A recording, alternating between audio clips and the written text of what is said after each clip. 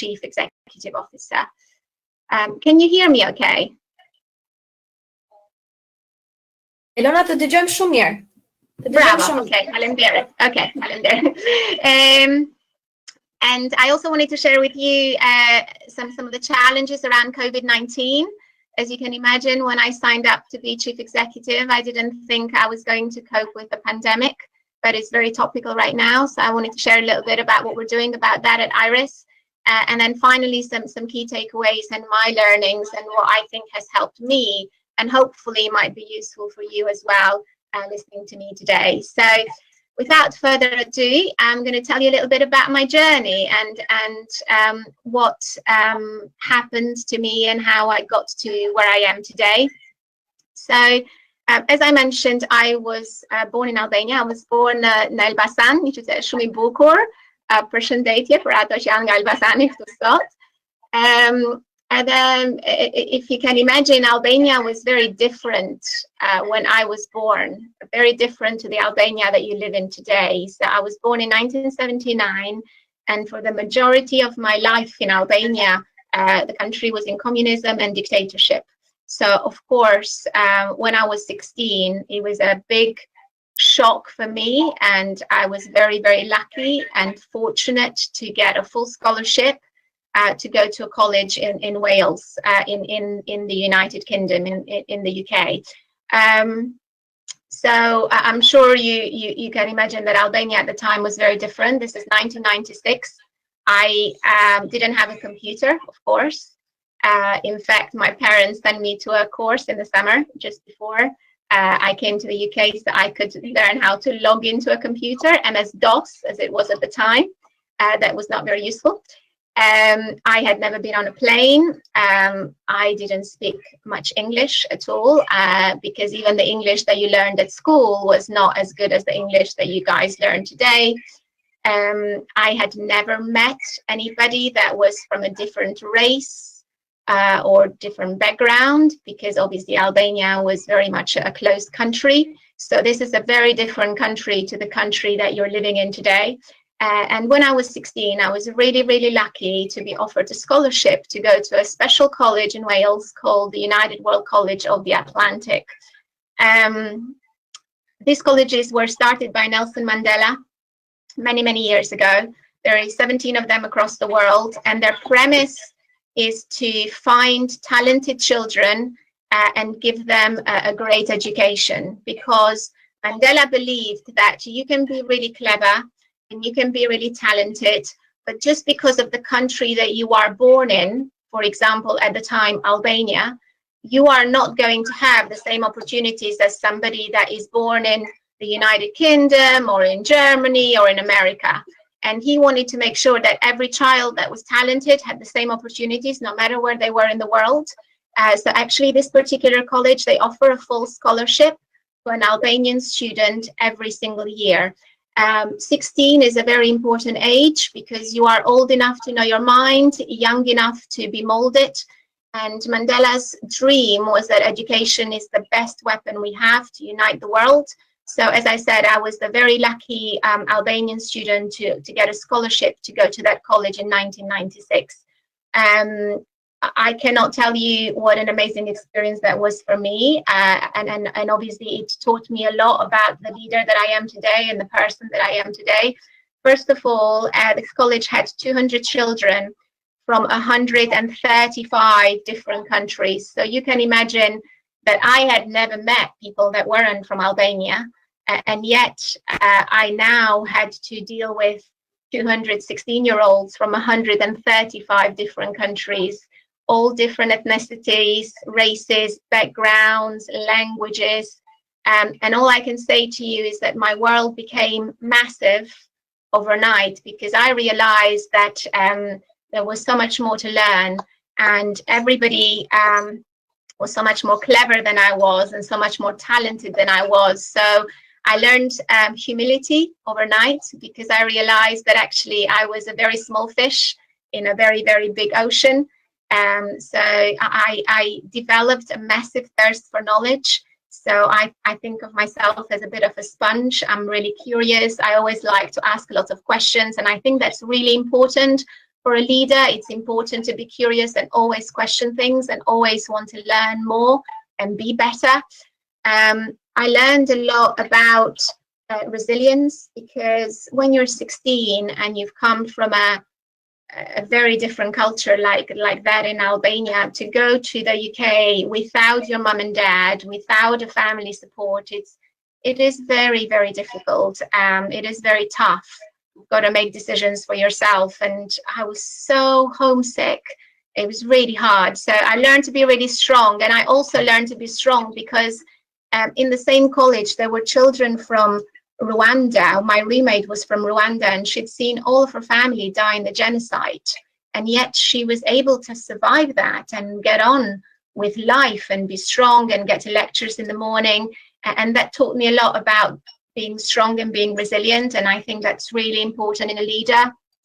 And then the last thing it taught me was collaboration, because in one place in this college you had children from 135 different cultures and experiences. And in my room in the second year, I had somebody from Palestine and somebody from Israel, and their families were at war with each other. And to be able to live in the same place whilst your families are at war, it requires a lot of maturity and understanding and collaboration.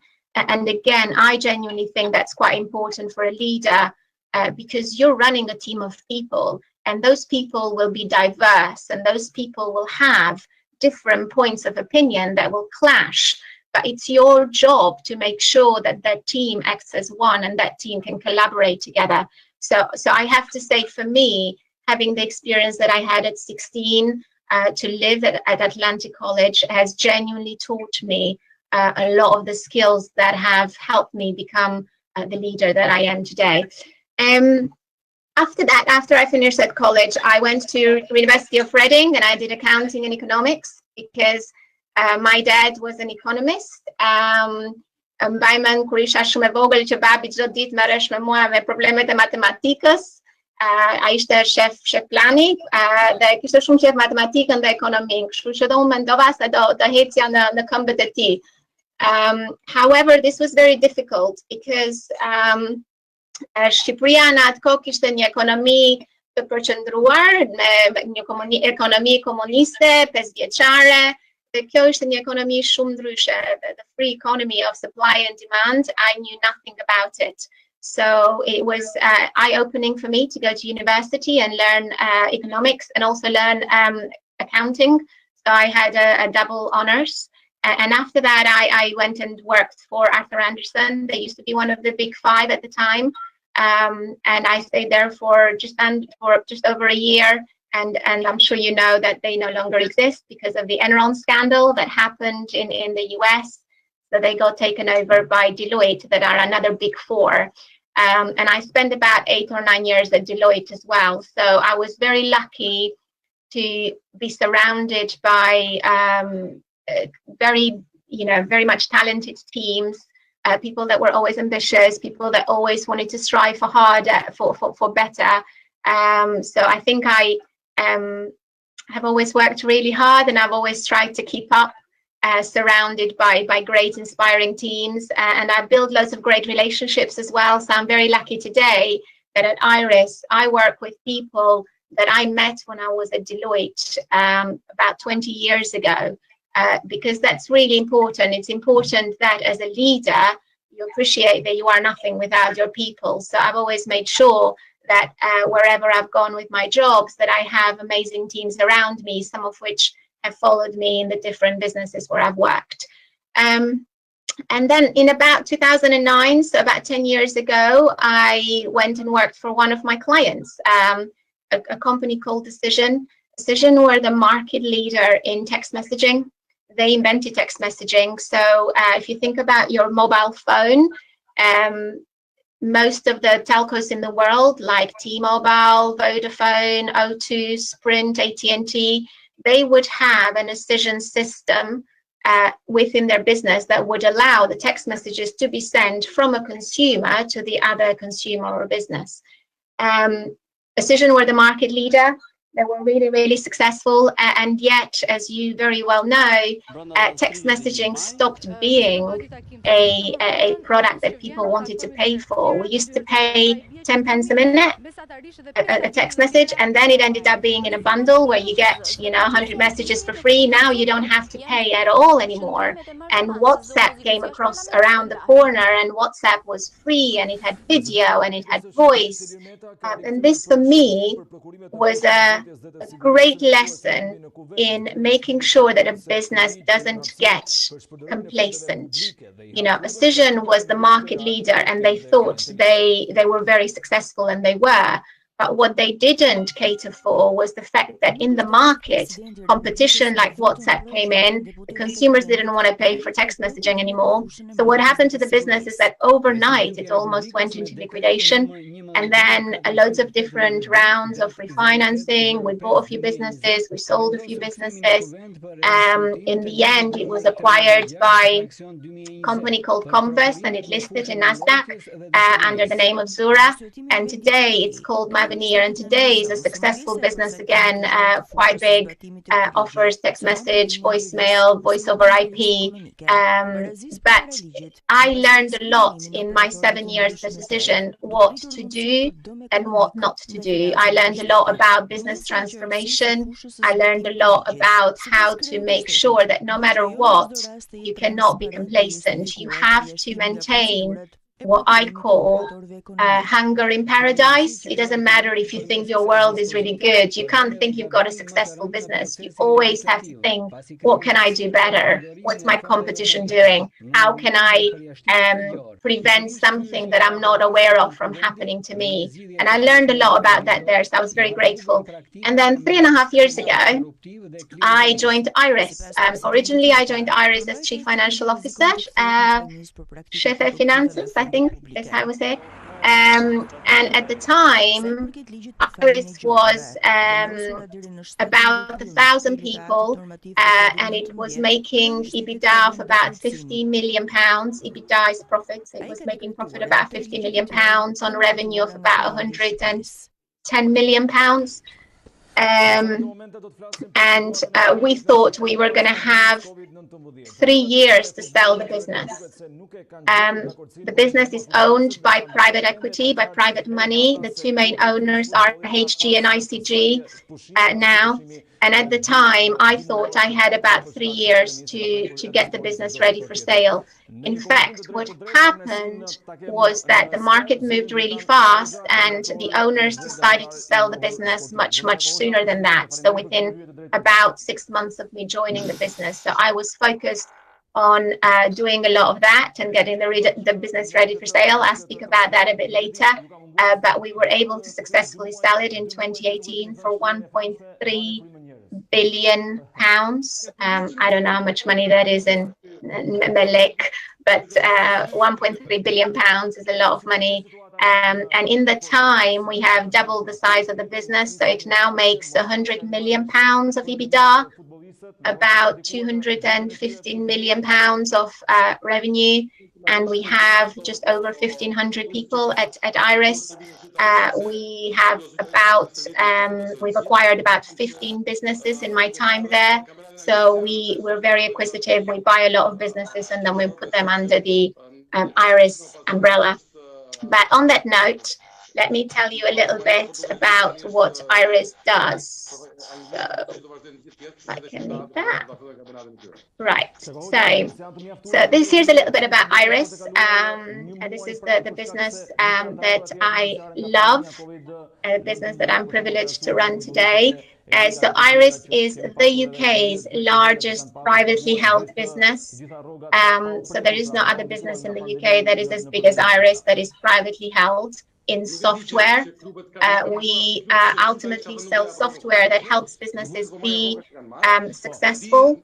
We sell software that allows them to do all of their back office functions like finance, like taxes, like payroll, HR, communication, compliance, software that allows businesses to focus on the stuff that they want to do, and we take away all the headache of doing the stuff that takes a lot of your time just to stay compliant. So we are today we pay probably 20%. 1 in 5 people in the UK today get paid using Iris software products. Something that's amazing. We sell text messaging between schools and parents in the UK. There's 300 million messages that we send every year between schools and parents when schools have to let parents know about changes in curriculum. As you can imagine now with COVID-19, we have seen a massive increase in our number of text messages because the schools are forevermore sending text messages to the parents to let them know what's happening with schools. In the UK, schools are still shut and we don't know when they are going to open. We're the market leader in accountancy. We have 84 of the top 100 accountants as our customers. Overall, we have about, well, over 100,000 customers.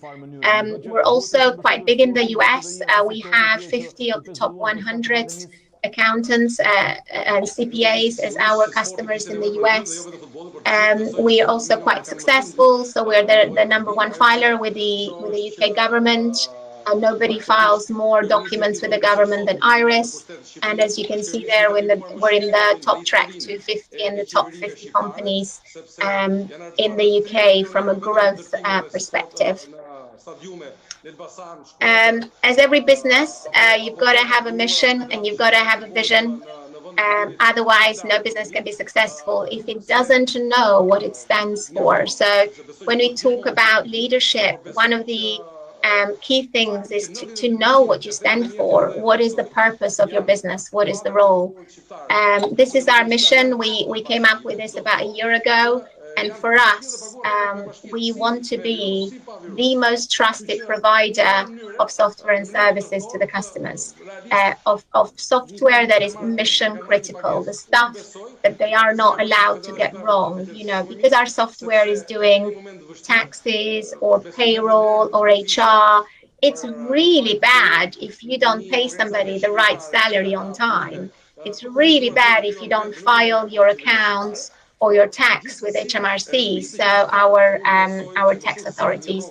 So our mission is that we are that most trusted provider of the software that really matters to you, the software that keeps you compliant. Our vision is that we get it right for you as our customers, first time, every time. When it matters, when you can't afford to get it wrong, you come to Iris, and Iris will make sure that our software gets it right each time, so that we can give you back a lot more time to focus on running the business. That is our aim. And then the last thing I wanted to say about Iris before I move on is our values. As a leader of a business, it's really important that you focus on not just your mission and your vision and what you stand for, but also on how you are going to behave. What do you expect of your team?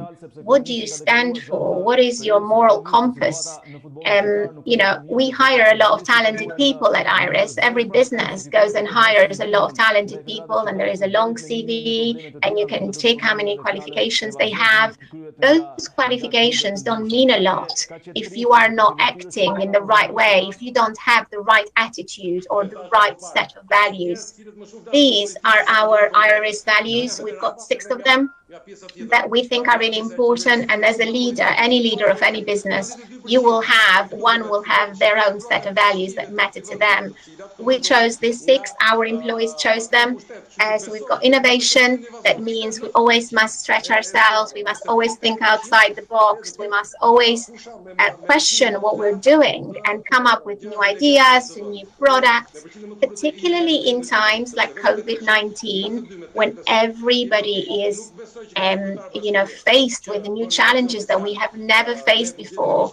Being innovative is really, really important. You've got to always think, what next? How can I make this better?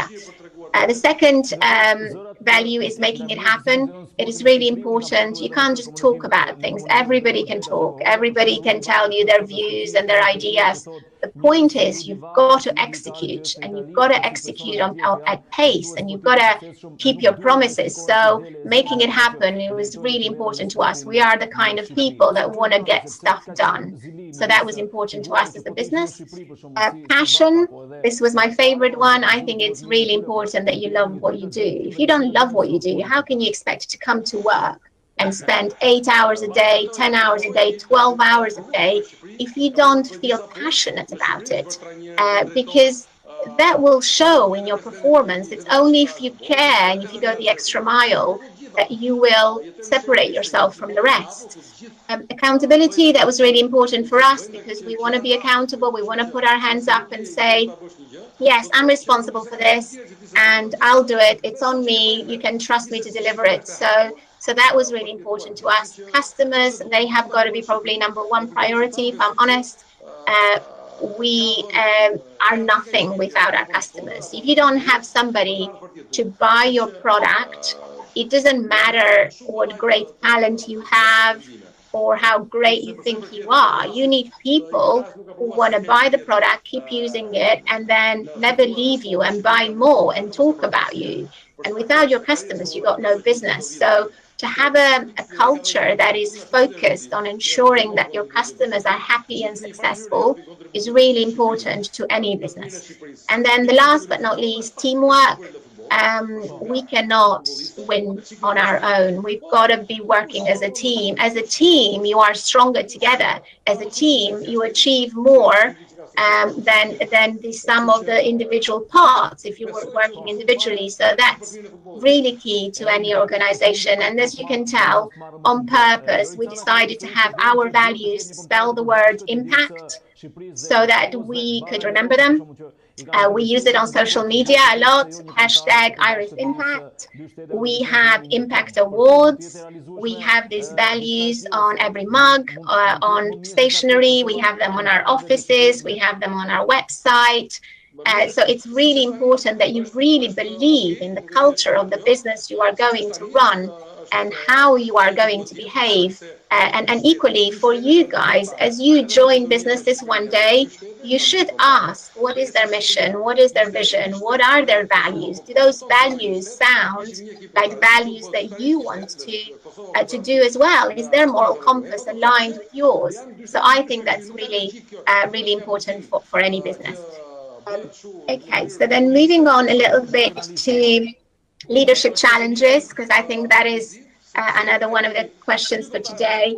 As I mentioned, I've had 3 roles at Iris. I was Chief Finance Officer, Chef de Finanzas, I think is how you say it, and then Chief Operating Officer, Chef Operativa, and now the Chief Executive Officer, so the main director. Although I've got a board as well, of course, that makes decisions with me. And I have to say that each of these roles, whilst they're all important roles in an organization and they're all C-suite, so they're all high up enough in the organization, and in all of those I was part of the main board. Each of these roles represented a different challenge for me as a leader. So I want to say that now, because your work is never done. It doesn't matter if you get to the top. Your challenges are very different. And if you are the kind of person that wants to learn a lot, then you're never going to stop. You're never going to know it all. We're all work in progress. So this is just a snippet of the challenges I've faced. But as I said, my challenges change on a daily basis. Can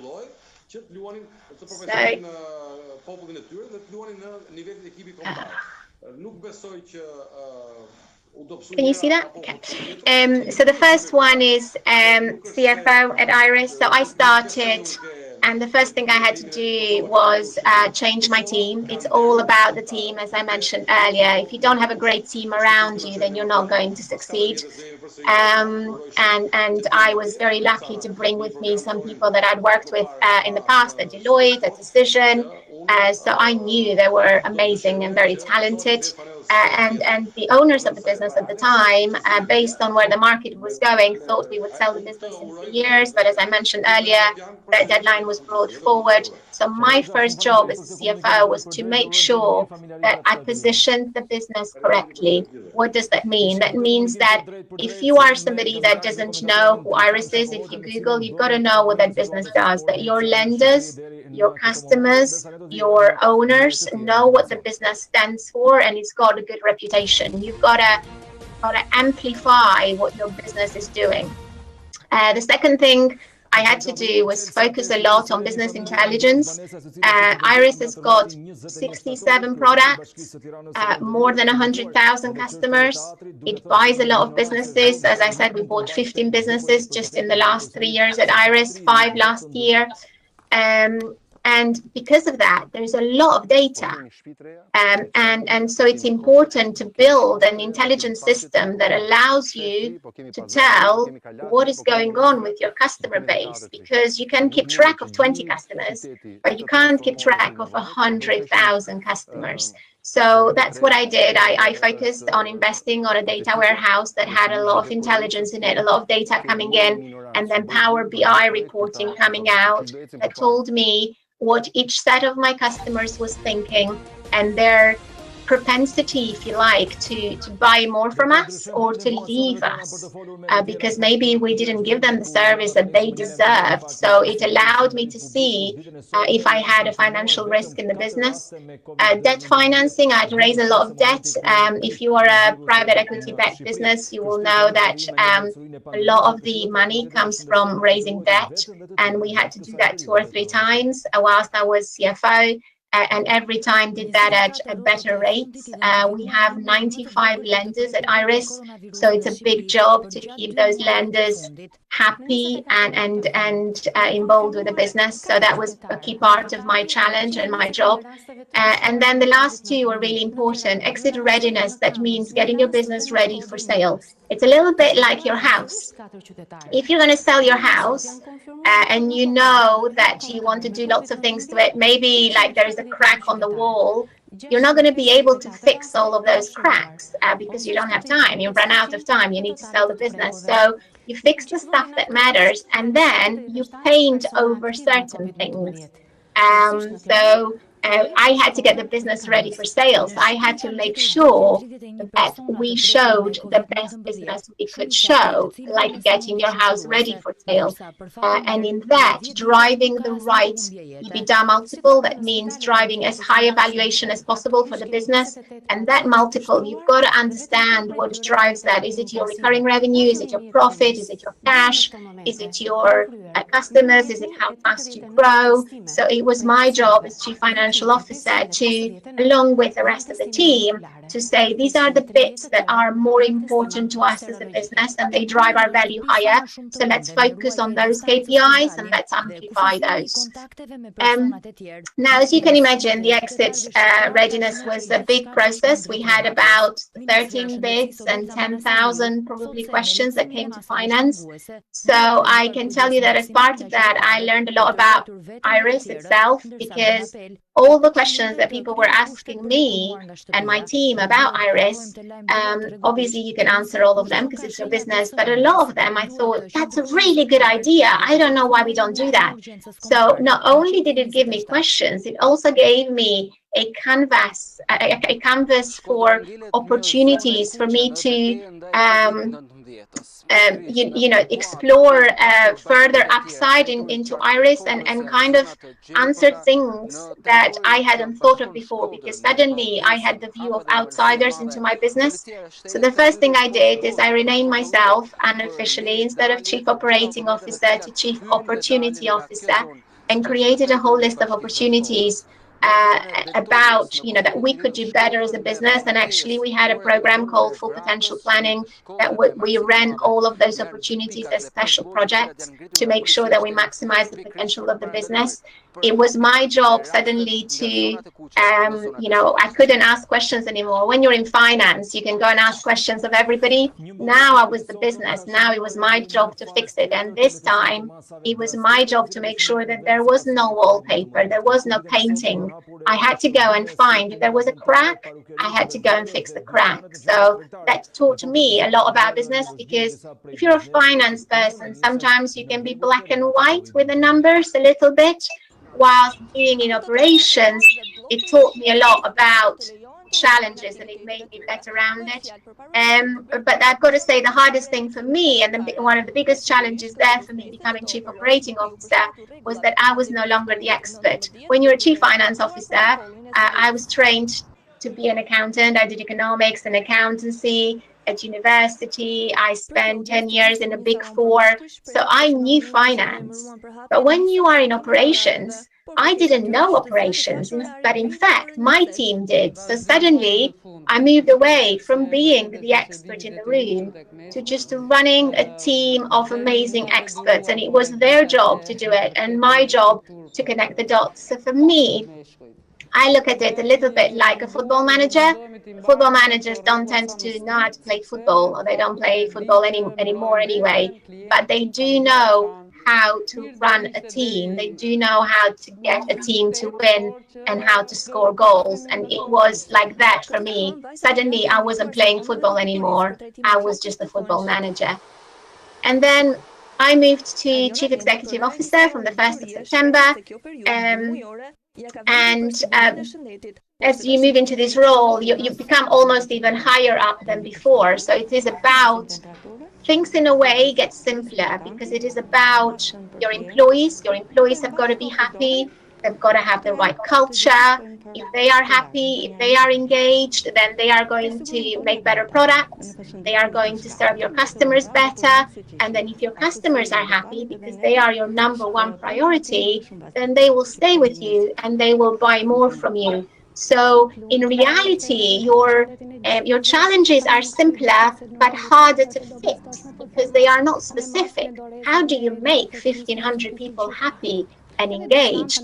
That's not an overnight thing. You need a lot of work for that. You've got to create the right culture, the right values. You've got to make sure that as a leader, you inspire them all the time, because that's your job. Also in my role right now, big challenge is that I've got to work backwards. I've got to think of it long term rather than short term. I've got to say, where do I want my business to be 5 years from now? And if that's where we're going to be 5 years from now, that's where we have to be 3 years, 2 years, 1 year, so that I make decisions now that will benefit me, not for today, but that will benefit me for the future. And that's really important. And you've got to future-proof your business. You've got to decide now about products that might happen 5 years down the line. We've got a whole product team that reviews our customer base, the market, competition, and decides what products will people use 3 years from now, 4 years from now, and we've got to build them today. We can't wait until then. So you're making a lot of decisions today based on the future, which is harder. And then the final thing is you've got to always keep smiling.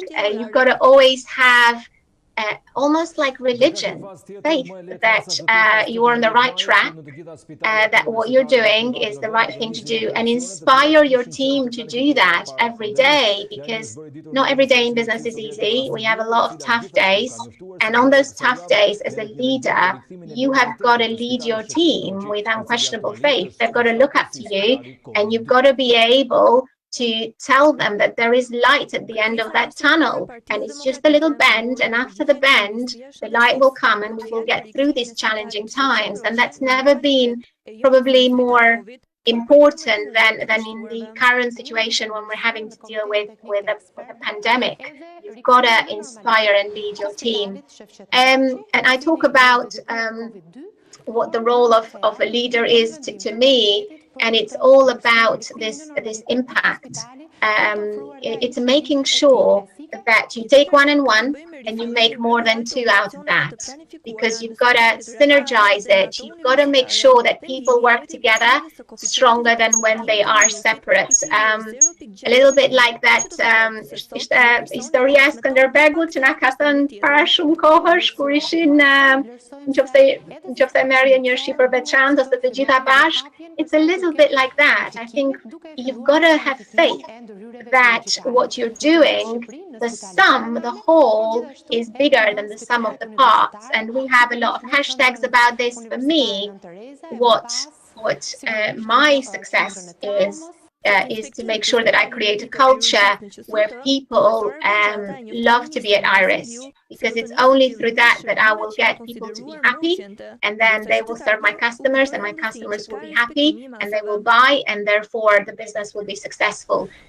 We have this hashtag called Made in Iris, which means that, one day when people are down the pub or whatever, they talk about Iris as a great place, as the place that was challenging, but also a place where the team learned a lot, where their character was made. And if one day people want to move to other jobs, etc., that's okay, but they can look back on what they did at Iris, and they can fondly say that was a business that really taught me, that made me who I am today. And for me, that's what the hashtag Made in Iris is. And it's important as a leader that you drive all of that behavior, that you believe in it, and then you have the right initiatives behind it as well.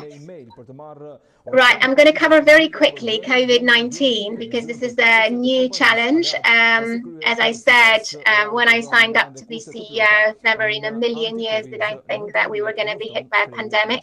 I don't think any leader thought that was going to happen. And every business has got a business recovery plan, but there is no way on earth any business would have planned for a worldwide pandemic to happen. So those business recovery plans were a little bit out of the window, if I'm being honest. In any crisis, there are 3 phases, as you can see here: the react phase, the adapt phase, and the reinvent phase. The react phase is the first thing that you do. So at Iris, we have 1,500 people in the UK, 22 offices, and we have usually everybody works from home apart from a small portion, everybody works from the office apart from a small portion of people that are home-based and they travel to customers. So for us, it was a big job. We had to get ready in January before we even realized how bad things were going to get. And it wasn't until March 24th in the UK that the government locked us down. So we prepared before we had to prepare to make sure that our people were safe, that they could work from home. We went and ordered loads and loads of laptops, dongles, mobile phones.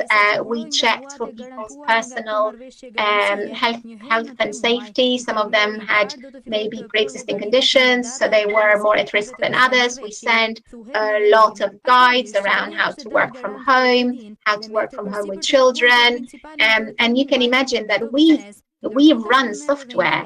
The software we run is important to all of our customers' business. We can't just switch software off. The software has to work. So not only did we have to move people to be at home, but they had to be able to work from home. They couldn't just take a rest, because our customers expected us to continue to deliver that service. I also mentioned that we do payroll software in the UK. There were a lot of rules around payroll, because the government is paying assistance to a lot of the employees in the UK. So we had to develop our own software to cope with all of that. We had daily legislation changes. I mentioned that we sell to schools. As schools were shutting down, they had to send lots of text messages to parents. In one day, we had more text messages than we have in a whole term, in a whole semester. So that's just unbelievable, the amount of stuff that went through our service. Nobody could have predicted that. So we had to react to all of those. And then we moved from there to well-being, productivity trackers, focusing on cash. We paused all the spend, because the most important thing for me as a leader is to make sure that I keep as many jobs open as possible. So we stopped on spending on everything that didn't matter. You know, we cancelled all the fruit, all the cleaning contracts, any projects that we had that weren't important have all been paused, just so that we can look after our business and our employees as well. We're now in the adapt phase, so people are getting used to working from home. Boris Johnson, our Prime Minister, last night wasn't very clear what he's going to do. So at the moment, we're still stuck at home. We don't know when they will open up. So for now, the important thing is that people are as productive as possible, but that we think of new opportunities. So we've already come up with new products that we can launch that are virtual, that are accessible from anywhere, so that we can help our customers during this time. And we're also executing on anything that is a non-regret decision. So the trick right now is all the leaders are having imperfect data. Nobody knows what's going to happen, and we're all guessing. But what you can't do is wait until you know, because if you wait until you know, it's too late.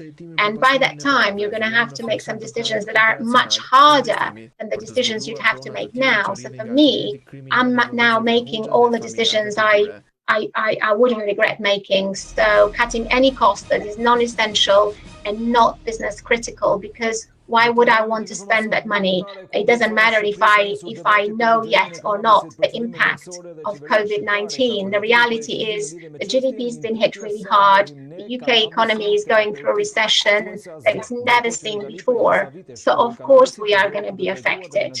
Even if we've not seen all the signs yet, of course we need to watch out for our costs.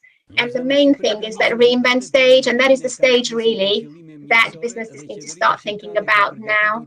We've already got a steering committee that we have created. This is about thinking, what business are we going to be now? Because we can't expect that after COVID-19 finishes that we'll pick up where we left off. It's not going to happen like that. We have changed forevermore, and we've got to be adaptive as a business, and we've got to have a new plan for our numbers, but also think of different ways that we want to do business going forward. Maybe we want to do more virtual business. Maybe every system that we implement can be done virtually. Maybe it all needs to be in the cloud. So we are reviewing our 5-year plan today, and we have areas where we're putting more money and more investment in, and then we have areas where we need to watch things carefully, because actually they're not going to be as important going forward. So that reinvent stage is really important. I'm going to go very quickly through this now.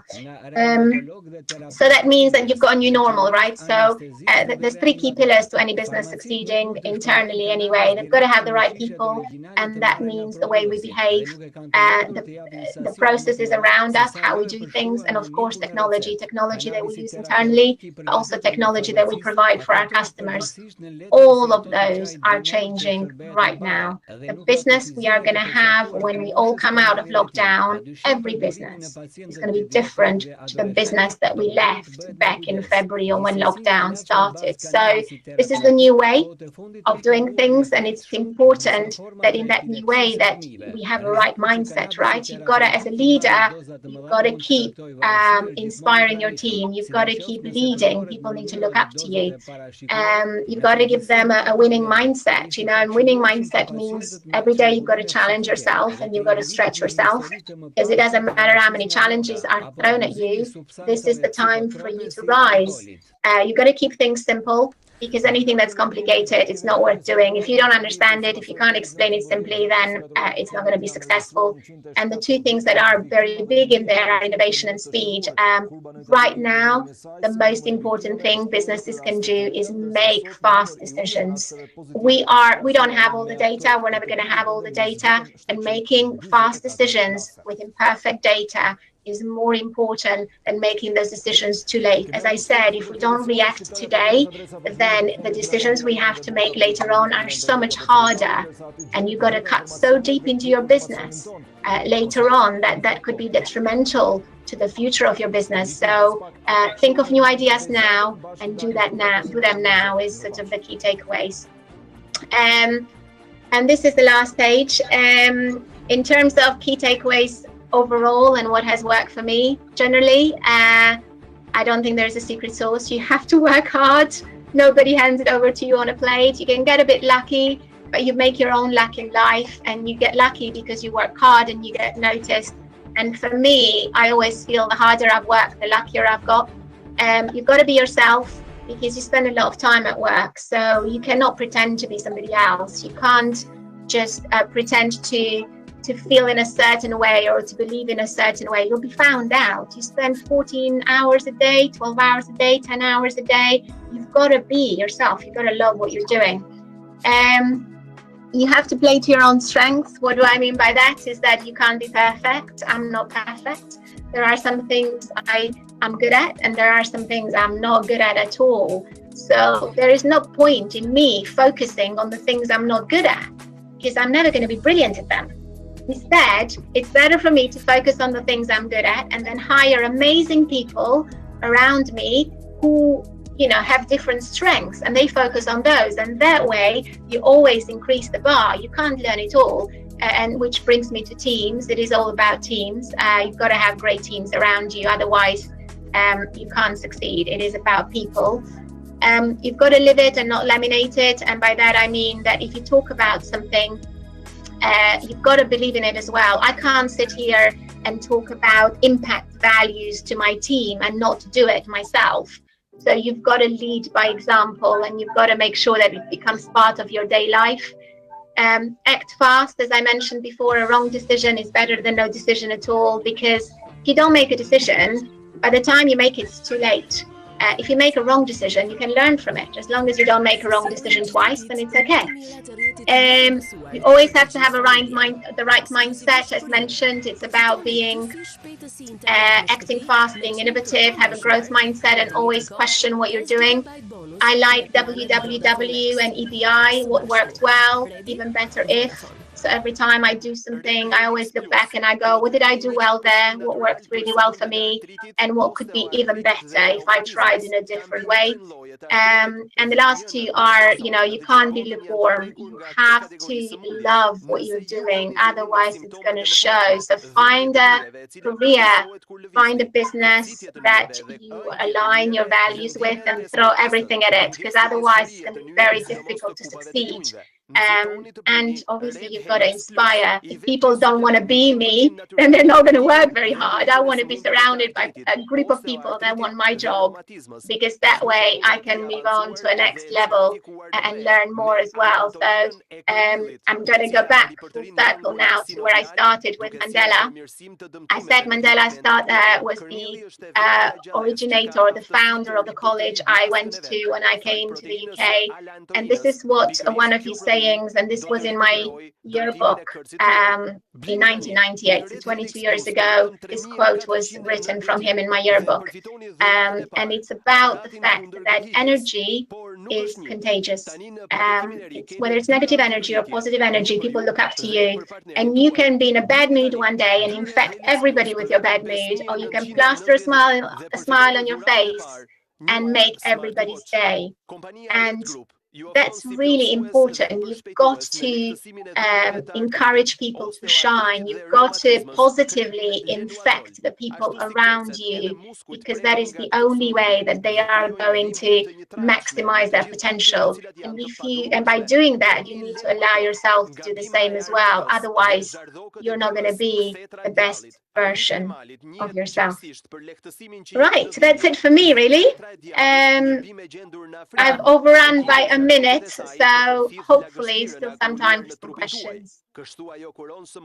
Nice talk. I enjoyed very much. Thank you.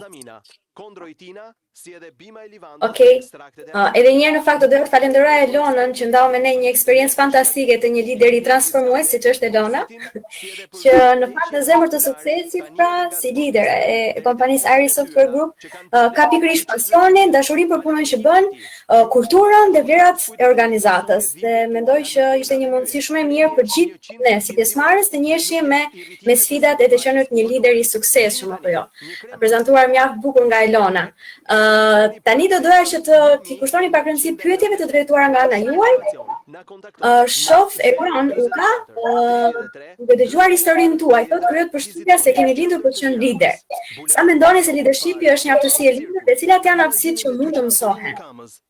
Unë mendoj, okay, a little bit of both. Pak nga të dyja, dhe më thënë, okay, se diskutohet që kur isha e vogël, isha gjithmonë nga ato fëmijë që ngrinte dorën për pjetë dhe thoshte i kam bërë unë detyrat sot. Megjithatë, për mendimin tim, përpjekja është gjëja më e mirë. Hard work is the most important thing. Ti mund t'jesh shumë i talentuar, por ti nëse nuk përpiqesh, nëse nuk punon fort, nuk e përdikur në asnjë vend. Kështu që për mendimin tim, working hard is way more important than the talent that you're born with. Elona, një pyetje flash. And if they have less talent, will always go much further. So I think that that's the most important thing. A lejojmë pyetjet kështu live apo duhet t'i shkruajmë? Mirë është që ti drejtojmë në chat, mos është të mundur? Dhe ishte më mirë? Okej, po se nga që është si ke gjatë si pyetje, prandaj thash mos u bisa. Mund ta drejtoj këtu. Nuk të dëgjoj dot mirë, nëse mund ta shkruaj. Shkruajmë një problem që Elona nuk na dëgjon dot mirë. Elona, po ta shkruaj unë këtu në telefon, dakor? Atëherë, pyetja ime ishte kjo që a mund të bëhen ndryshime? Okay, so I think what we've done is pyetja është në rritjen e kompanisë, arrini të ruani rregullat strikte të nevojshme të institucionit, ta hequr dorë nga frymëzimi i punonjësve dhe nxitja e kreativitetit. Ne kemi bërë diçka që është një investim shumë i madh në teknologji.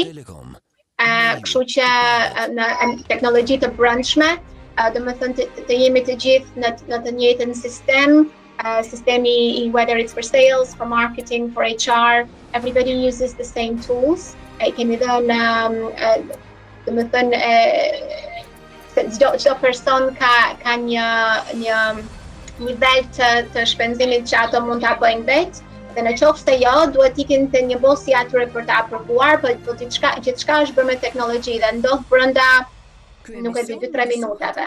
Kështu që i kemi dhënë pothuajse të gjithëve mundësinë që të sillen si kur ato janë pronar të kompanisë.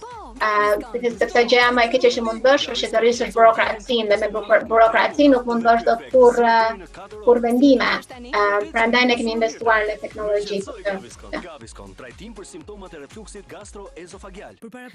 Faleminderit Elona, ndërkohë është shkruar part opin ose posha. Cilat mendoni se janë 3 cilësive që bëjnë dallimin midis liderit dhe menaxherit? Profesor Pjetër Ndreta. Dallimet janë që një lider për mendimin tim duhet të shohë më long term. They got to see 5 years from now or 3 years from now, so they don't react. They are proactive. Do me thënë ato shohin se ku janë gjërat që po ndodhin sot dhe ku gjërat duhet jenë para pas 5 vjetësh, edhe të japin një strategji që të shohësh 2 vjet, 3 vjet, 4 vjet më lart, ndërsa një menaxher të menaxhon për ato gjëra që ti ke për të bërë sot. Një lider është ose një person që thot do vi dhe unë me ty, duhet të më thënë tjetë një person që ti mendon se nuk është në botën e ti, po që një person që i ndan me ty të gjitha risket ose benefitet, ndërsa nga një menaxher thot kështu ishin urdhrat dhe prandaj po e bëjmë këtë.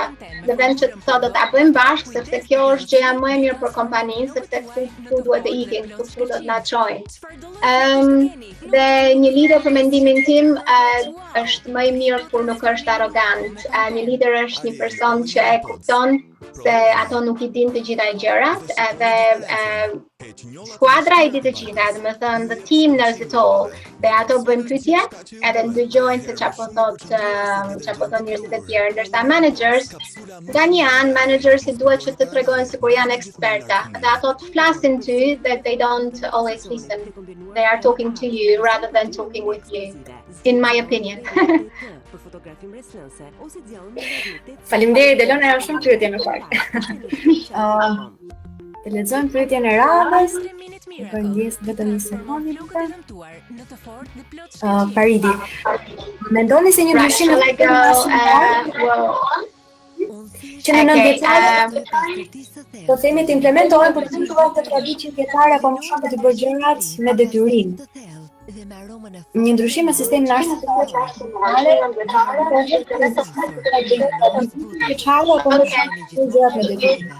Okay, so I don't know much about the system in Albania anymore, but I can tell you what they do in England because I have two boys, 4 and 8, and what I think is really good now in the schools, certainly in the UK, is something called growth mindset.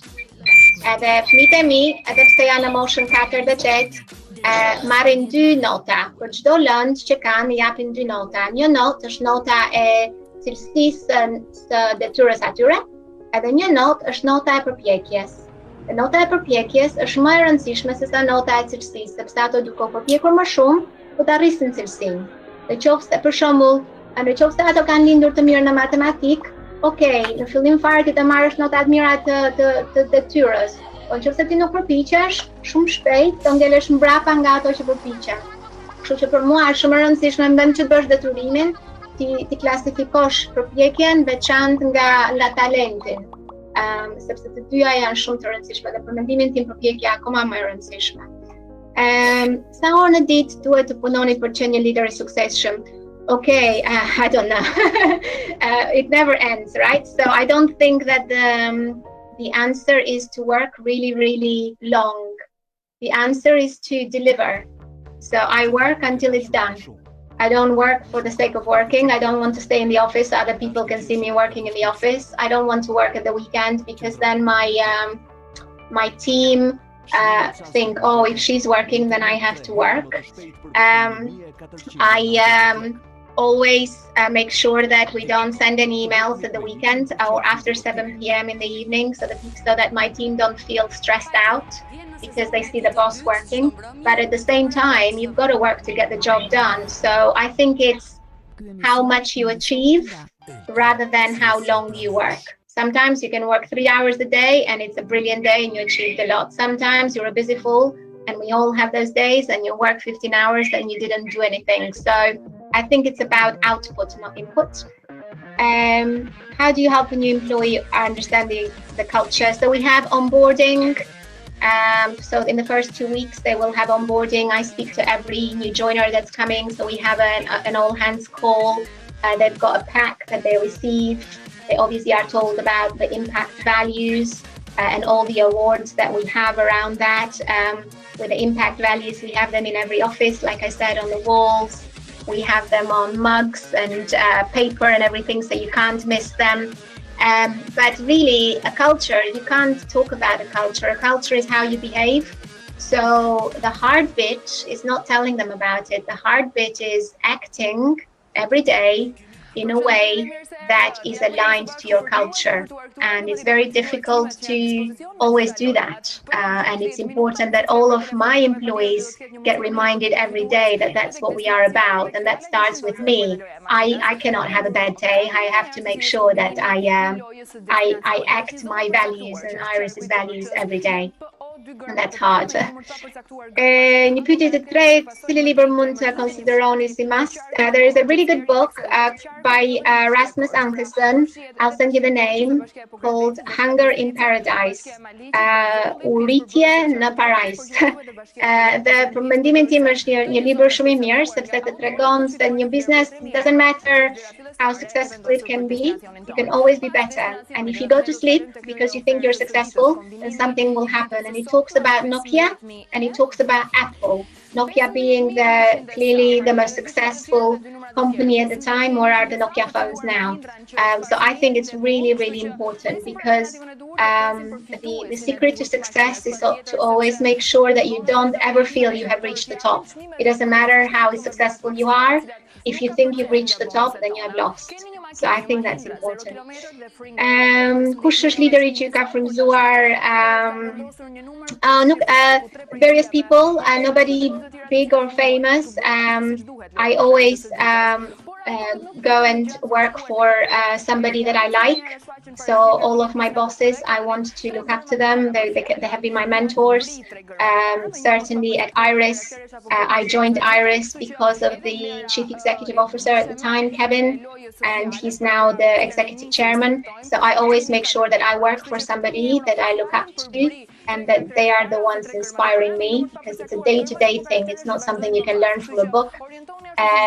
On a personal level, my dad, Babi Im, was maybe my biggest Kumzimi my math, sepse ishte njëri që I dinte të gjitha edhe në moshën 79 vjeç, ai merrte librat e mia anglisht dhe I lexonte, fliste fare anglisht, dhe më bënte pyetje mua për librat, se kishte një kuriozitet shumë të madh. Dhe për mua kjo ishte një frymëzim shumë I madh. Atëherë, where are we? Sorry, I lose track. Tani një pyetje do të implementohen që në vogël thot mënyrat e të dalit në biznes apo në jetë?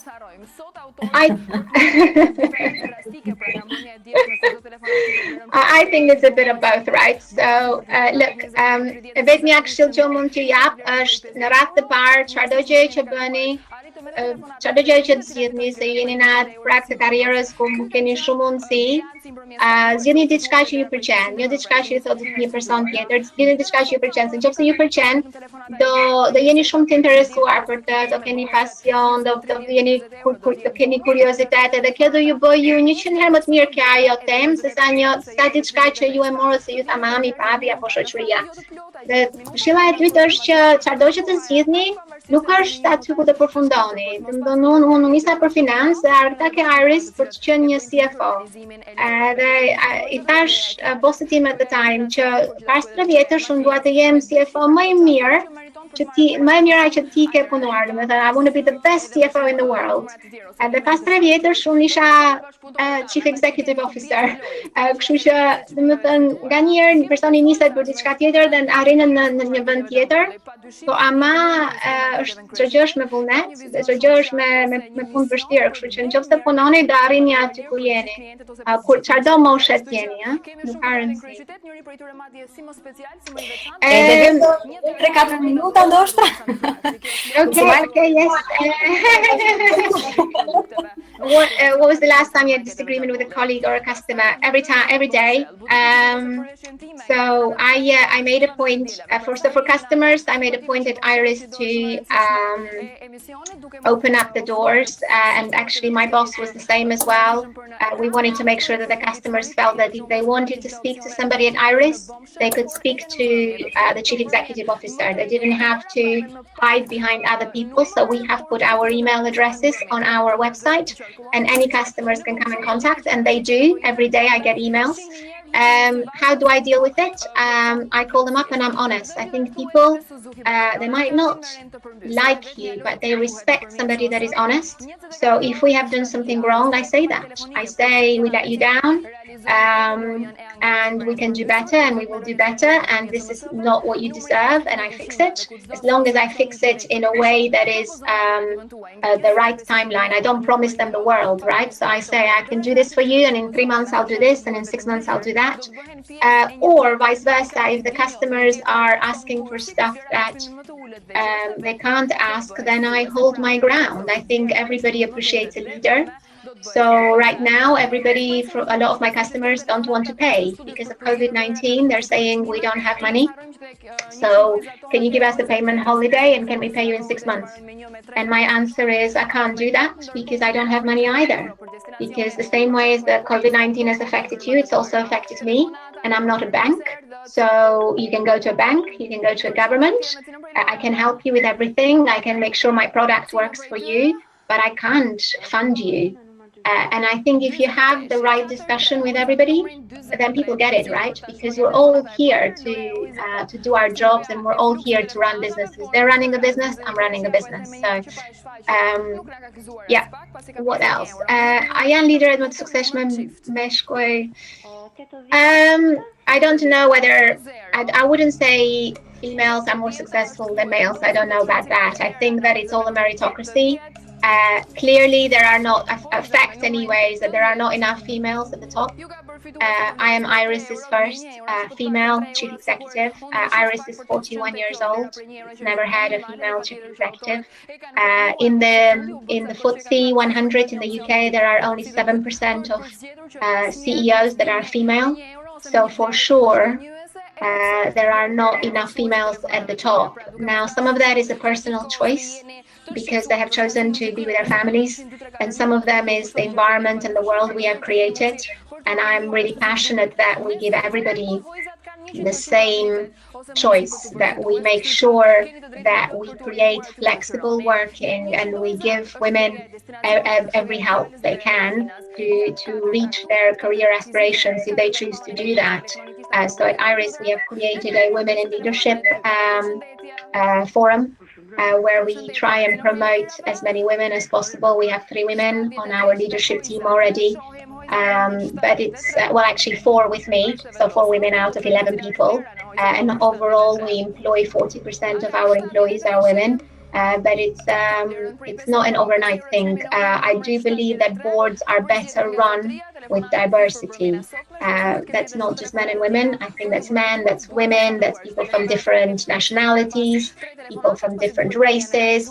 I think the more diverse a board is, the better the decision making, because you have a more breadth of points of view. And I think that that's the critical thing, that you've got to have a diverse team, and that's not just about gender. Dhe fundit,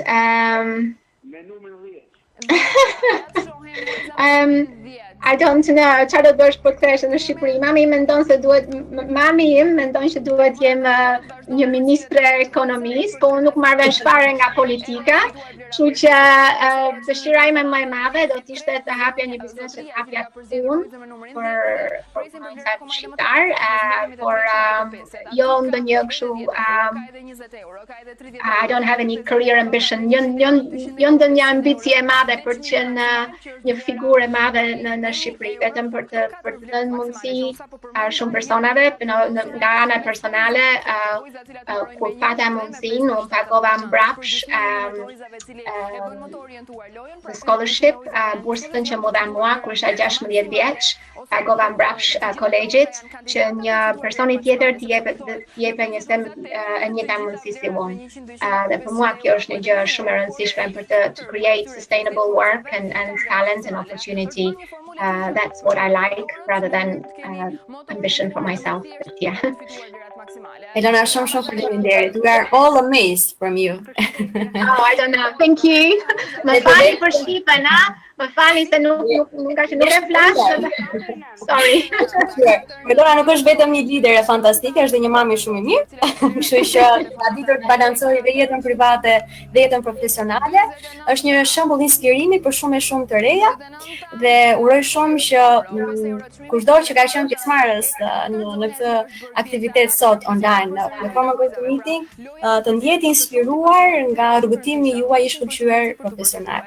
Edhe një herë shumë faleminderit Elona, shpresoj të kemi sërish pjesë të Universitetit Metropolitan Tirana me leksione të tjera, workshope të ndryshme që do organizojmë, për t'i lënë më pas në ditët në vijim fjalën të tjerë prezantuesve që do ndajnë eksperiencat e tyre profesionale.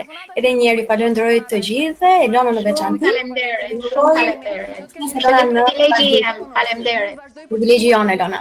Shumë faleminderit edhe një herë. Ju uroj më të mirat. Mirupafshim. Një vlerë Mirëpafshim. maksimale për 1.000 euro apo edhe tek loja e ofertës së ditës një Mahindra që e kemi të vendosur pas në letbullin ton, e keni totalisht të drejtë për të përzgjedhur cilën do prej lojrave që dëshironi. Telefonata e This conference is no longer being recorded. Mirëmbrëma, 10 euro është bonusi juaj, më thoni me cilën prej lojrave? Me hojzën numër 87. 87. Ja të shohim 87-a. 5 telefonata të 5-ta që përzgjedhin hojzat. Telefonata e 5, zonja ka fituar vlerën prej 10 euro, po nuk e ka lënë me 10 qenë vetëm aty, sepse ka fituar dhe një 10 që tjetër mes hojzave. Kështu që ja ku e kemi 10 euro shin e dytë. 10 plus 10, 20 euro çmimi për telefonatën e 5, zonja e cila sapo telefonoi dhe përzgjodhi dhe vazhdoi të përzgjidhte lojën e hojzave tona. Kështu që presim. Por pas 5 telefonatave nga autorët më japin konfirmimin që do të kemi një rritje në çmim. Pra loja e fjalës nuk do të jetë më në vlerën prej 4.000 euro, por do të shkojnë në 5.000 euro me 1.000 euro të tjera bonus automatikisht të rritura për çmimin e lojës së fjalës, teksa për lojën e destinacionit nga një vlerë prej 3.000 euro do të shkojnë me vlerën prej 4.000 euro. Pra dhe destinacionin nuk e kanë lënë me pak, por i kanë dhënë një bonus tjetër prej 1.000 euro për të shkuar kështu 4.000 destinacioni dhe 5.000 euro loja e fjalës. Loja e makinës është ende dhe çfarë ti kërkojmë autorëve për të na shfaqur shifrën e 4, megjithse ata duke e përmendur patjetër gjatë gjithë kohës, ata e kanë në mendjen e tyre që na duhet shfaqur shifra e 4, por kanë edhe skemat edhe orientimet e tyre patjetër. Loja e ofertës së ditës është 15.100 saj dhe 2 shifra të tjera edhe 2 numra të tjerë për të fituar një Mahindra.